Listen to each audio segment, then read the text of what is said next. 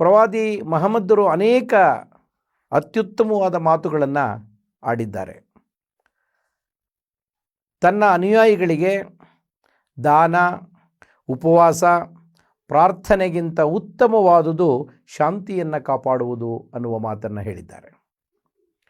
ಶಾಂತಿಯನ್ನು ಕಾಪಾಡುವುದೆಂದರೆ ಪರಸ್ಪರ ತನ್ನ ಮತ್ತು ಇತರೆ ಧರ್ಮಗಳ ನಡುವೆ ಸಾಮರಸ್ಯವನ್ನು ಕಂಡುಕೊಳ್ಳುವುದು.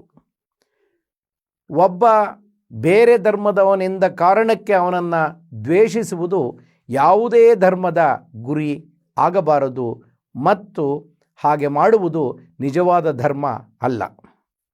ಮಹಮ್ಮದರು ಸ್ವಯಂ ತಾವೇ ನಿರಾಡಂಬರ ಜೀವನವನ್ನು ಸಾಗಿಸಿದವರು.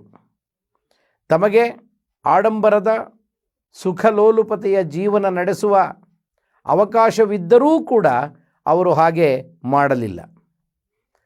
ತಮ್ಮ ಊಟವನ್ನು ತಾವೇ ತಯಾರಿಸಿಕೊಂಡ ಉದಾಹರಣೆಗಳಿವೆ. ತಮ್ಮ ಕೆಲಸಗಳನ್ನು ತಾವೇ ಮಾಡಿಕೊಂಡ ಉದಾಹರಣೆಗಳಿವೆ. ತಮ್ಮ ಚಪ್ಪಲಿಯನ್ನು ತಾವೇ ಹೊಲಿದುಕೊಂಡು ಸಮಾನತೆಯನ್ನು, ಕಾಯಕವೇ ಕೈಲಾಸವೆಂಬ ಪರಿಕಲ್ಪನೆಯನ್ನು ಜಾರಿಗೆ ತಂದದ್ದು ಕೂಡ ಪ್ರವಾದಿ ಮಹಮ್ಮದರ ಹೆಚ್ಚುಗಾರಿಕೆ ಎಂದು ನಾನು ಭಾವಿಸುತ್ತೇನೆ.